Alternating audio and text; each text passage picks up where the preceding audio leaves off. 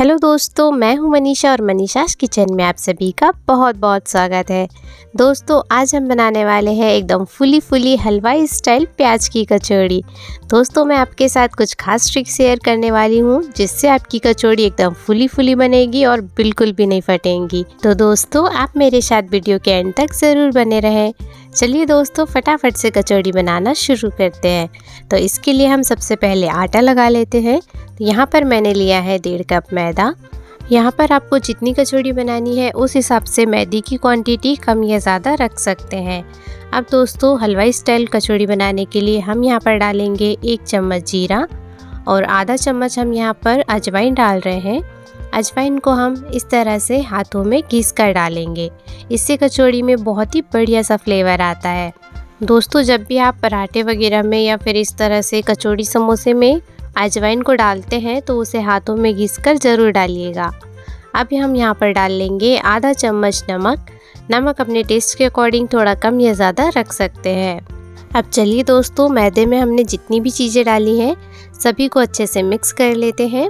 इस तरह से चम्मच से या फिर आप हाथों से भी इसे मिक्स कर सकते हैं।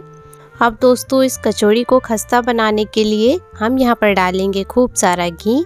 यहाँ पर मैं लगभग 7 से 8 टेबल स्पून घी डाल रही हूँ। आप इसमें घी की क्वांटिटी थोड़ी ज़्यादा ही रखिएगा, इससे कचौड़ी एकदम खस्ता बनती है, बिल्कुल वैसे ही जैसे हम मार्केट वाली कचौड़ी खाते हैं। दोस्तों, आप यहाँ पर चाहे तो ऑयल भी डाल सकते हैं, पर अगर आप इसे घी में बनाते हैं तो आपको एकदम 100% बेस्ट रिजल्ट मिलेगा। इस तरह से आप कचौड़ी को ज़रूर बनाइएगा। देखिए दोस्तों, हमने मैदे में घी को अच्छे से मिक्स कर लिया है और ये अच्छी तरह से हाथों में बंधने भी लगा है। अब हम इसमें थोड़ा थोड़ा पानी डाल करके इसका एक बढ़िया सा डो बनाकर तैयार कर लेंगे। यहाँ पर दोस्तों, हमें डो को बहुत ज़्यादा हार्ड और बहुत ज़्यादा सॉफ्ट नहीं रखना है। डो को हमें कुछ इस तरह से रखना है। आप देख सकते हैं काफ़ी लचीला डो है। अब हम इसे ढक कर के साइड में रख देते हैं। आप देख सकते हैं फ्रेंड्स, यहाँ पर मुझे इस डो को तैयार करने में आधे कप से भी कम पानी लगा है। अब चलिए फ्रेंड्स, इसे ढक करके हम साइड में रख देते हैं और फटाफट से प्याज की स्टफिंग तैयार कर लेते हैं। तो हम प्याज की कचौड़ी बना रहे हैं तो हमें चाहिए होगी खूब सारी प्याज। यहाँ पर हमने 4 मीडियम साइज़ की प्याज ली है और इन्हें कुछ इस तरह से बारीक कट कर लेंगे। इसी के साथ यहाँ पर हमने 2 उबले हुए आलू को मैश करके रख लिया है। अब चलिए कचौड़ी के लिए मसाला तैयार कर लेते हैं। तो इसके लिए यहाँ पर हमने 1 चम्मच जीरा लिया है, 1 चम्मच सौंफ लेंगे और आधा चम्मच यहाँ पर नमक लिया है मैंने। इसी के साथ 1 चम्मच साबुत धनिया। अब चलिए दोस्तों, फटाफट से इन सभी चीज़ों को ड्राई रोस्ट कर लेते हैं। अब हम यहाँ पर सभी चीज़ों को एक पैन में डाल लेंगे और इन्हें एकदम धीमी आंच में 1 से 1.5 मिनट के लिए भून लेंगे और हमें इन्हें बीच बीच में इस तरह से चलाते भी रहना है। जब ये हल्के से भून जाए हम गैस का फ्लेम ऑफ करके इन्हें ठंडा कर लेंगे और ठंडा कर लेने के बाद हम इसे इस तरह से किसी मिक्सर में डाल करके इसे पीस लेंगे या फिर आप इसे दरदरा कूट भी सकते हैं। देखिए दोस्तों, मसाला बहुत ही अच्छे से पीस कर तैयार हो चुका है। अब हम इसे रखते हैं साइड में और फटाफट से एक पैन को गर्म कर लेंगे। अब इसमें हम 2 टेबल स्पून ऑयल डालेंगे। ऑयल यहाँ पर हम ज़्यादा नहीं डालेंगे। अब दोस्तों, इसमें हम डालेंगे 1 चम्मच जीरा और जीरा को बढ़िया से चटकने देते हैं। यहाँ पर हमें गैस का फ्लेम मीडियम टू लो ही रखना है। अब डालेंगे टेस्ट के अकॉर्डिंग बारीक कटी हुई हरी मिर्चें। फ्रेंड्स, यहाँ पर मैंने 4 से 5 हरी मिर्चों को कुछ इस तरह से बारीक कट कर लिया है। अगर आप बच्चों के लिए बना रहे हैं तो आप यहाँ पर हरी मिर्च को स्किप कर सकते हैं, क्योंकि हम इसमें लाल मिर्च पाउडर तो डालने ही वाले हैं। अब चलिए दोस्तों, फटाफट से थोड़ी देर के लिए हरी मिर्च को भी भून लेते हैं। इसे हमें ज़्यादा नहीं भूनना है और फटाफट से ही हम इसमें डाल देंगे बारीक कटी हुई प्याज। प्याज को दोस्तों कुछ इस तरह से ही आप कट करें, स्लाइसेस में कट ना करें। इस तरह से कट करेंगे तो कचौड़ी के लिए एकदम परफेक्ट स्टफिंग बनकर तैयार होगी। अब चलिए दोस्तों, मीडियम टू लो फ्लेम पर ही हम प्याज को भी थोड़ा सा भून लेते हैं। प्याज को भी हम ज़्यादा नहीं पकाएंगे, बस थोड़ा सा ये ट्रांसपेरेंट हो जाए उतना ही पकाना है। अब हम यहाँ पर डाल देंगे 1 चम्मच अदरक का पेस्ट। आप चाहे तो अदरक को यहाँ पर घिस कर या फिर बारीक कट करके या फिर कूट कर भी डाल सकते हैं। अब दोस्तों, अदरक को भी अच्छे से हमने भून लिया है। अब हम यहाँ पर वही मसाला डालेंगे जो भी हमने भून कर तैयार किया हुआ था। इसे भी अच्छे से मिक्स कर लेते हैं प्याज के साथ। इसे हमें भूनना नहीं है, बस अच्छी तरह से मिक्स कर लेंगे। उसके बाद यहाँ पर हम टेस्ट के अकॉर्डिंग लाल मिर्च पाउडर डालेंगे। मैं यहाँ पर 1.5 चम्मच लाल मिर्च पाउडर डाल रही हूँ। इसी के साथ आधा छोटे चम्मच धनिया पाउडर डालेंगे, आधा छोटे चम्मच हल्दी पाउडर। आप यहाँ पर लाल मिर्च पाउडर कम या ज़्यादा डाल सकते हैं। अब दोस्तों मसाले को बढ़िया सा चटपटा बनाने के लिए यहाँ पर हम डालेंगे 1 चम्मच भरकर गरम मसाला पाउडर। अब यहाँ पर टेस्ट के अकॉर्डिंग नमक डाल लेते हैं। फ्रेंड्स, यहाँ पर मैं आधा छोटे चम्मच नमक डाल रही हूँ। अभी जो हमने मसाले तैयार किए हुए थे उसमें भी हमने नमक डाला हुआ है, तो हम यहाँ पर ज़्यादा नमक बिल्कुल भी नहीं डालेंगे। अगर हमें और नमक चाहिए होगा तो हम इसमें बाद में भी ऐड कर सकते हैं। अब चलिए दोस्तों, सभी मसालों को हल्का सा भून लेते हैं।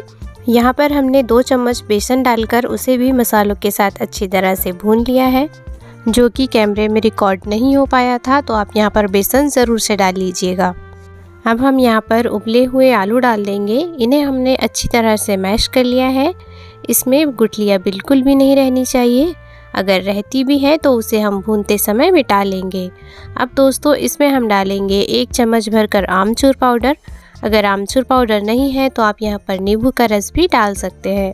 अब फटाफट से इसे मसाले में अच्छी तरह से मिक्स कर लेंगे। अब बढ़िया से बारीक कटा हुआ हरा धनिया डालेंगे और इसे भी मिक्स कर लेते हैं और गैस का फ्लेम ऑफ कर देंगे और इस मिक्सचर को बढ़िया से ठंडा होने देंगे। फ्रेंड्स, आप यहाँ पर नमक वगैरह टेस्ट कर सकते हैं, अगर कम लगे तो आप यहाँ पर अभी डाल सकते हैं। अब चलिए फ्रेंड्स, 5 to 6 मिनट के लिए हम इसे ठंडा होने देंगे और फिर उसके बाद हम थोड़ा थोड़ा सा मिक्सचर हाथों में लेंगे और इसकी छोटी छोटी सी बॉल्स बनाकर हम तैयार कर लेंगे। जितनी बड़ी भी आपको कचौड़ी बनानी हो उस हिसाब से आप इस स्टफिंग की बॉल को छोटी या बड़ी बना सकते हैं। अब चलिए दोस्तों, सभी मिक्सचर की हम छोटी छोटी बॉल बनाकर तैयार कर लेते हैं। अब हम इसे रखते हैं साइड में और अब हम डो को लेते हैं, जिसे हमने पहले ही तैयार करके रखा हुआ है और अब ये बहुत ही अच्छी तरह से सेट हो चुका है। अब इसका भी हम एक टुकड़ा ले लेते हैं। जितनी बड़ी भी हमें कचौड़ी बनानी हो उस हिसाब से हम इसे रख सकते हैं।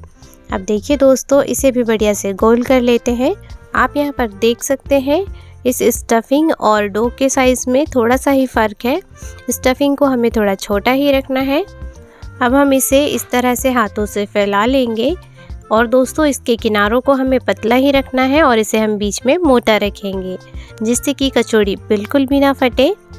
दोस्तों, कचौड़ी का जो आटा है इसे हमें ऊपर की ओर हल्के हाथों से खींचना है और स्टफिंग को अंदर की ओर दबाएंगे और बहुत ही इजीली हम कचौड़ी बनाकर तैयार कर सकते हैं। डो को हमने काफ़ी नरम रखा हुआ है, इस वजह से हमें कचौड़ी बनाने में और भी आसानी हो जाएगी। अब दोस्तों, स्टफिंग को हमने कचौड़ी के अंदर अच्छी तरह से भर दिया है और इसके ऊपर जो भी एक्स्ट्रा आटा बचता है आप चाहे तो उसे निकाल करके अलग रख सकते हैं।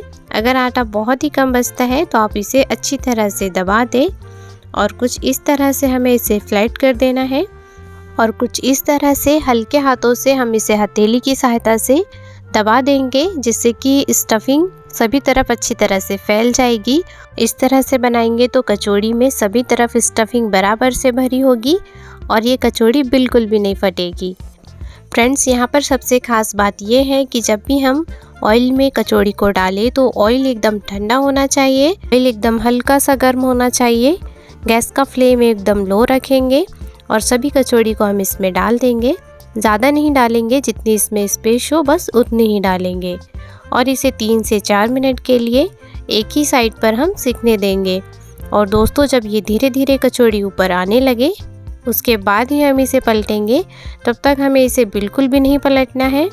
दोस्तों, यहाँ पर 3 से 4 मिनट हो चुके हैं और कचौड़ी आप देख सकते हैं सभी की सभी ऊपर आ चुकी हैं और ये साइज़ में थोड़ी बड़ी भी हो चुकी है और काफ़ी अच्छी तरह से फूलने भी लगी है। अब हम इन सभी को बड़े आराम से पलट देंगे और हमें अभी भी गैस का फ्लेम लो ही रखना है और 3 से 4 मिनट एक ही साइड पर सेकने देंगे। उसके बाद दोस्तों हम गैस का फ्लेम मीडियम टू हाई रख सकते हैं और इन्हें बढ़िया सा सुनहरा होने तक भून लेंगे। इससे दोस्तों कचौड़ी सारी फूली फूली एकदम खस्ता बनेंगी और बिल्कुल भी नहीं फटेंगी। दोस्तों आप देख सकते हैं एकदम फुली मार्केट स्टाइल कचौड़ी बनकर बिल्कुल तैयार है। तो फिर देरी किस बात की है, आप भी इसी तरह से मार्केट स्टाइल कचौड़ी घर पर बना सकते हैं। फ्रेंड्स रेसिपी अच्छी लगी है तो वीडियो को लाइक करके चैनल को सब्सक्राइब कर लीजिए और इसे अपने दोस्तों के साथ शेयर ज़रूर करें। मिलते हैं फ्रेंड्स नेक्स्ट वीडियो में। Thanks for watching.